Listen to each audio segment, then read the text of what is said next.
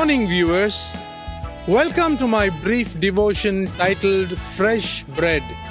And I do hope that it makes an impact in your life as you begin a new day in Christ. When Adam and Eve sinned in the Garden of Eden, they took the initiative to cover themselves with fig leaves.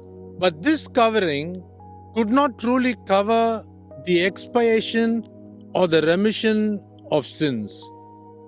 Since life is in the blood, it was necessary for blood to spill to the ground.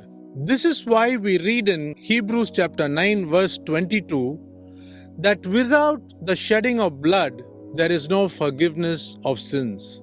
God cut a goat in the Garden of Eden, stitched a dress, and made Adam and Eve to cover their nakedness. For many, many years, this method of atonement was going on, and the sinful people kept offering a clean animal or a bird to make expiation for their sins. Finally, when people began to do this by rote, that is, as a ritual after they sinned, God decided to put an end to this method of sacrifice.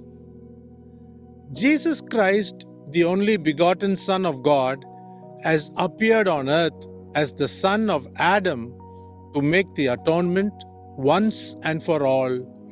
Read Hebrews chapter 10, verse 10. This death of Jesus Christ on the cross proved to be the atonement, meaning covering.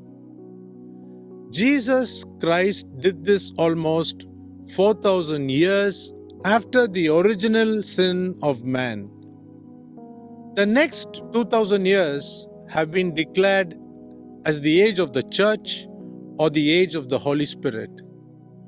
Just as the Jews got ready to keep the Sabbath day on Friday itself, the church is almost nearing the end of 6,000 years since the creation of the world. After the 6,000th year, or close to it, or at a little more than 6,000 years, Jesus Christ has ensured that we enjoy Sabbath rest with Him, which will lead to the millennial rule on earth. What amazing planning of the God of the Bible, so that we can sit with God for 1,000 years while the devil is locked and kept in Tartarus. The seventh day, or the period after 6,000 years, is considered as celebrating the Feast of the Tabernacles or the Feast of the Booths. Think about this. Have a great day.